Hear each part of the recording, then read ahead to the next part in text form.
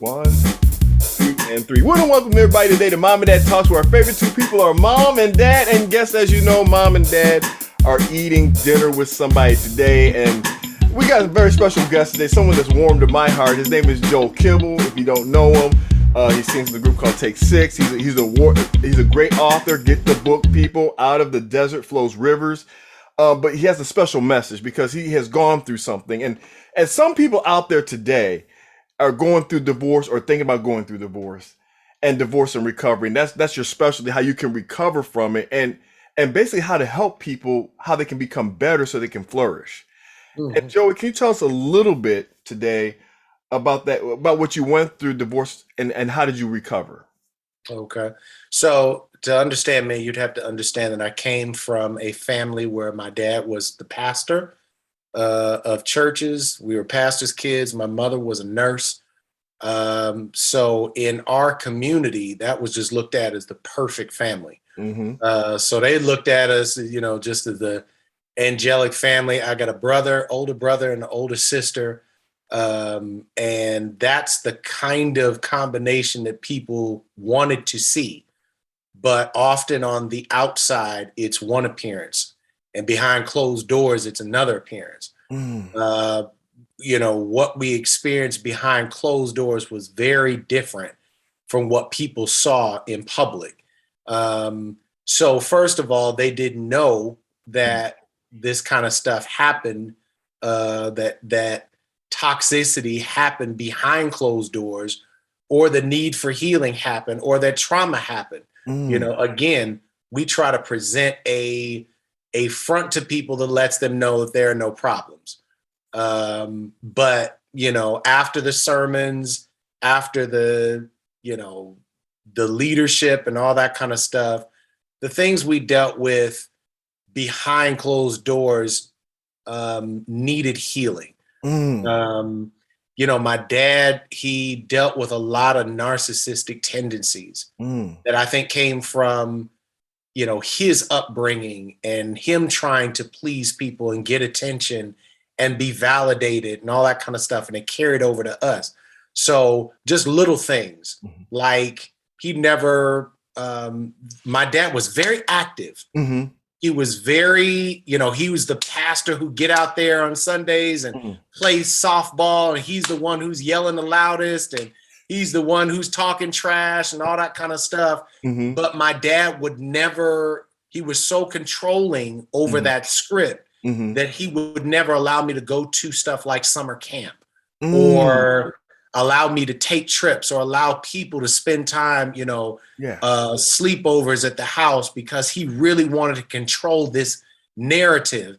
And it got to toxic levels at home. I didn't realize that growing up in Buffalo, New York, my brother and sister, this is what I thought was a normal family.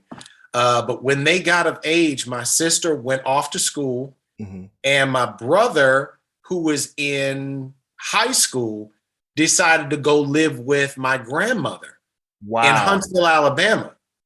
We moved from Buffalo to Nashville, Tennessee. And I never knew why until later, why they left the house. I just thought, I didn't understand it. I just wanted to have my siblings around me and have this sense of family. But they were actually getting away from an environment where there was a lot of arguing, a lot of fighting, stuff that I considered normal, but grew up later to realize, wow, this is all dysfunctional. And they were trying to get away from it. Well, now that I'm alone in the house with my parents, now I'm starting to see what's actually happening or what they were trying to get away from. My mother, as a nurse, she was for the most part unavailable to me because she worked days, she worked nights, and she slept during the day. Wow. Which meant I didn't really have access to her because I couldn't wake her up while we're at home. Yes. But at nighttime, she's gone. And so I just grew up with this sense of, well, she always travels or she always works. I said traveling because I now travel a lot and my daughter, well, both my daughters will look and be like, okay, well, he always travels or whatever. But I learned later that my mother was actually trying to get out of the house to get away from my dad because he was so controlling. Yeah. And so, I would begin to see things. I would hear arguments. Now, everybody has disagreements. Yes. All people have to work out. You're married. If you have a regular marriage, you're going to go through disagreements. But the stuff that I was saying, the verbal abuse, the physical abuse at certain times, again, there's a public persona and then there's a private situation. And the two, there's a dichotomy between the two that don't match up. And that kind of stuff freaks kids out when they see one thing on one hand, the other another. So I didn't realize how traumatized I was by all this. Yeah. Until I begin to have relationships myself way later in life. This is when I'm in high school. Eventually, I remember my mother leaving and saying, "I'm moving into my own place. I'm starting another life." It was traumatic, but I had no idea how to process it. I didn't know why. Yeah. I'm watching my dad. I'm watching my dad go through depression. I'm watching him get up and preach on one day. And soon as he comes home from preaching, he's like sitting in this chair in front of the TV for like the entirety of the next week. Wow. I saw this and I remember the darkness of the household. Again, he gets out and he'll show a persona to people, but when behind closed doors, I'm seeing something very different. Yeah. And so I remember her leaving, but I begin to be drawn toward females, drawn toward relationships, and people would tell me that it's a little bit abnormal because you just throw yourself into relationships. It's almost like you want them to kind of be a mother figure that you don't have, that you didn't have, and you're trying to be a father type thing. It was very unhealthy because it was way beyond what a regular relationship should be. Yes. I didn't realize that I was trying to outrun the trauma that I had experienced at home. Wow. And I didn't know that was my driver. Yeah. They voted me once in high school, when they did the whole superlative thing, most likely to get married. I'm in high school, but they saw my behavior. Yes. And I didn't even understand that yet. But I was trying to find security in being somebody's savior so that they would need me in a relationship and they would never reject me like I saw when I was at home. I grew up, my dad raised me. Yeah. So I took on his mindset. And I took on this sense of I don't want to be rejected like I felt like he was rejected by my mom. Right. So if I could psychologically cause myself to be so needed that I could be somebody's savior, then they'll always need me and they'll never reject me. Well, that never works out because you're looking for them to bring you validation. So all of my relationships took on this same tenor. I'm trying to find people to save. I'm trying to remain secure until I had the ultimate relationship, which was my first marriage. And now think about all the baggage that I'm carrying into my first marriage that I'm not even aware of. So I'm trying to outrun the dysfunction. I'm trying to be something that I'm not. I'm not even aware that there's a dysfunction that's got to be addressed and healed. And it didn't, I saw signs all along that there's something is wrong about this. But we live in a society that does not want to admit that they're having problems. That's one thing that I learned from my parents. And this goes to their paradigm that they grew up in. Never let them see you sweat. Whatever happens, don't let them see you looking like you need help. Because if you admit to needing help, then that means that you're a failure. Yep. So you know that we're in the same generation. We're latchkey kids. Mm-hmm. You wonder whether that stuff trickles over into how we see ourselves, where it's just like, I can't let people see that I have problems. But it's as silly as driving a car down the street. The engine is pretty much, you're about to throw a rod. You got smoke coming out the back, but I'm not going to pull into a gas station. I'm not going to pull into a mechanic's place to get the car assessed because I don't want them to think that my car has problems. Come on, Joey. It's like nobody can see behind you. Yes. Because you're smoking up the place, smoking up the joint so much. Yes. It's obvious you have problems. Yes. But this is how we live emotionally. Yes. This is how we live psychologically. Yes. There's a lot of mental health issues that we deal with right now. Anyway, I didn't realize that I really had an issue until I began to experience the failure of my marriage. Oh, come on, Joey. Now suddenly, it's like I didn't realize that underneath all this was a driver that I don't want to fail like my parents failed. Yes. I'm trying to outrun their failure. Yes. But you can never put enough distance between you and your trauma to keep it from ever happening to you. That's not how you deal with healing. Mm-hmm. Healing happens because you face that trauma and you walk through that with help. Yes. So I didn't want to be a failure. And I didn't realize underneath the epic definition of failure is to fail at your marriage, to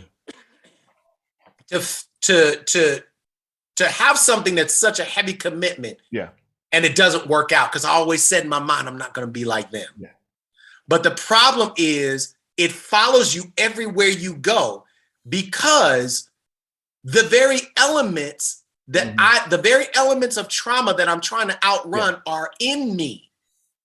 So they're going to show up everywhere that I show up. Yep. Every relationship I get into, all of these elements of this trauma are going to follow me there. And so that's why it doesn't matter if you break up with the last person, get with somebody new and hope for something different. The problem is in me. Yes. And it needs to be addressed. Yes. So here's the crux of what it came to. Okay. I never heard my mother's story. I always heard my dad's story on what happened in the marriage. Yeah. So it was always one-sided. Yes. It was always according to his bias. And I grew up accepting that because my mom was gone. Woo. So I never even talked to my mom about it until I was well into my marriage. I'm about to lose the marriage. And I'm looking for answers. I'm desperate for answers now. Yeah. I remember this one time I went to my mother's house and she asked me how I was doing. And I finally just broke down, look, I'm about to lose this marriage and such and such and such.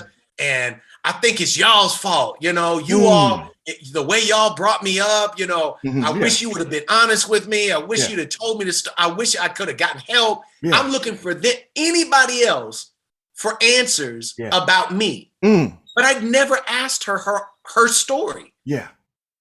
And so for the first time, she began to break down. I'm a full-grown adult. Yeah. First time she begins to break down her story. Wow. And she begins to share with me what my dad was like. She begins to share with me she begins to share what it was like going through the relationship, the problems they had. This is the first time I heard her take responsibility for, her actions and all that kind of stuff. I'd never seen that. All I'd seen was blame. It's always somebody else's fault. Yeah. And somehow, as she's describing my dad, she was describing me. Oh, no. It was the freakiest situation. But the more she talked about him, the very traits that I came to know about my dad, it seemed like she was talking at me. Wow.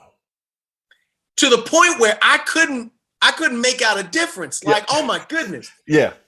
She was like, you blame everybody else for your problems. It's always somebody else's fault. You're never taking responsibility. Now she's talking about him. Yeah.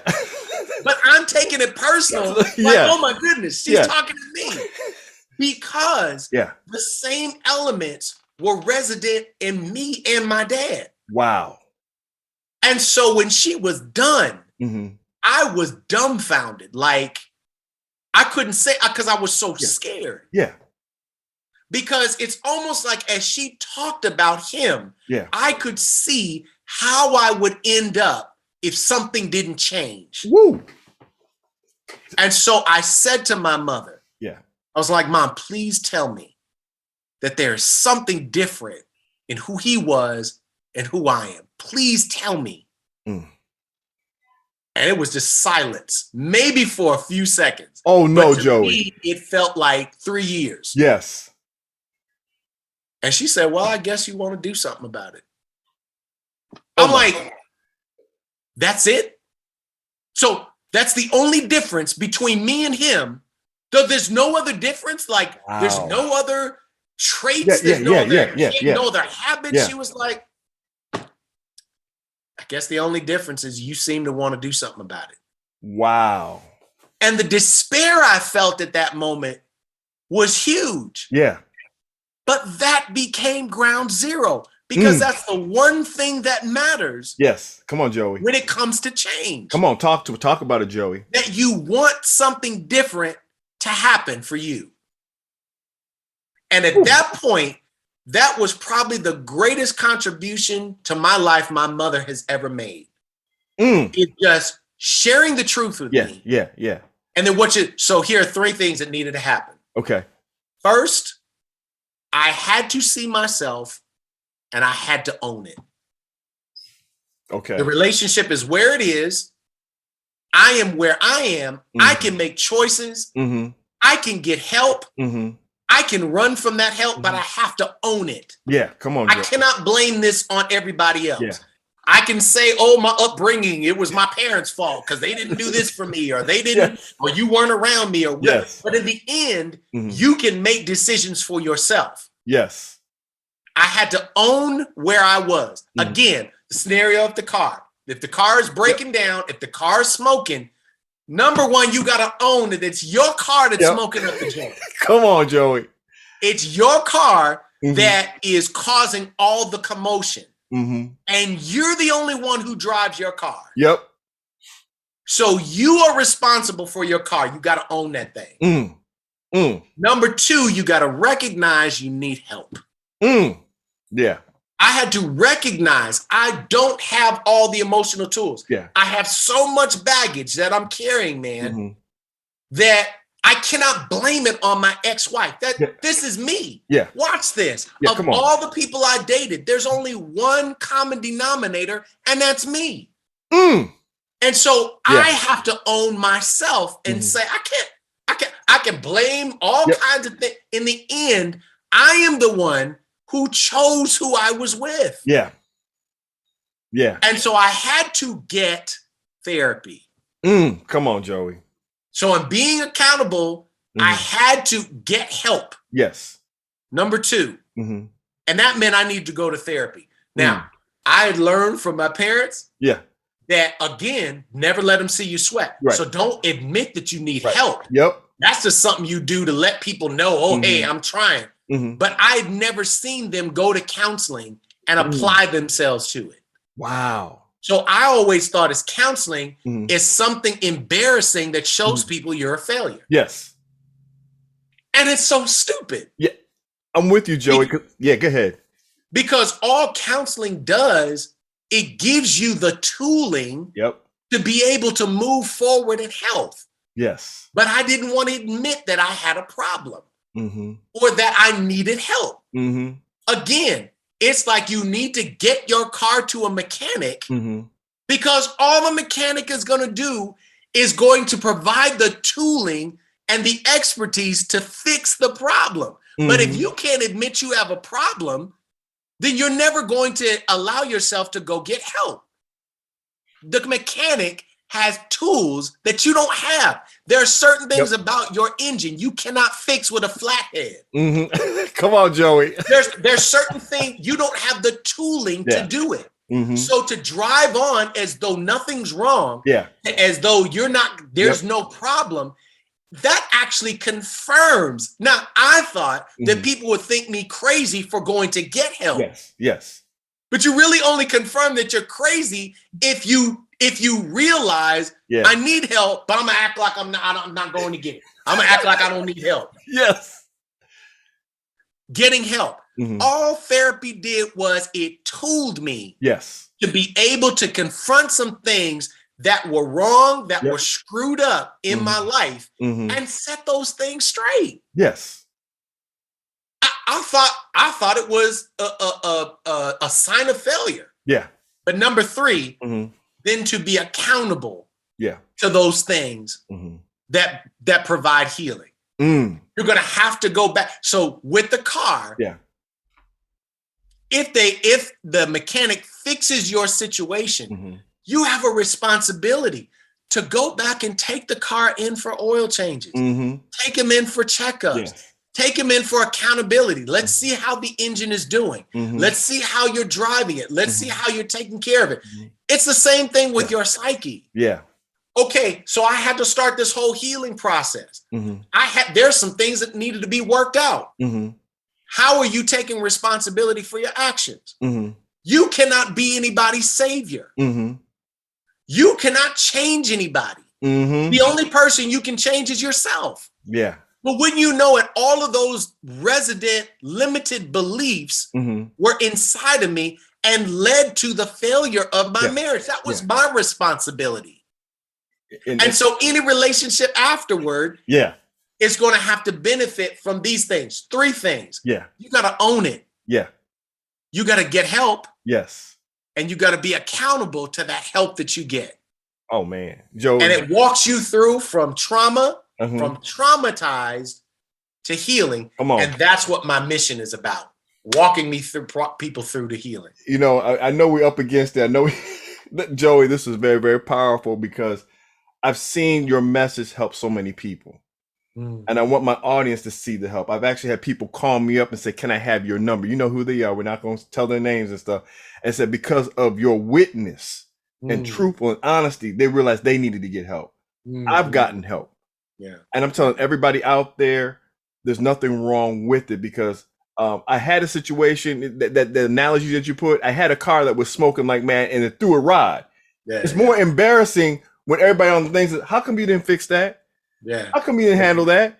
How long did you know you had that issue and you went without doing anything about it? You know, but that's why, Todd, you move people who have gone through divorce, especially if they haven't gotten any healing. They go on to their second marriage and their third marriage. And each time the percentage of success goes down because nothing has changed. There's no transformation. It's like you getting into a new car and thinking, okay, the problem was with the old car. But the same person who drove the old car into the ground is driving the new car. It's a matter of time before you drive it into the ground. If nothing changes. If there's no transformation. That's why you change here first, and then everything else changes. Joey, we're gonna have you on again, man. Because I know my audience is gonna be like, have Joey on it again, man, and stuff. But before we leave, Joey, you have a great coaching program for anybody who has gone or going through this kind of thing here.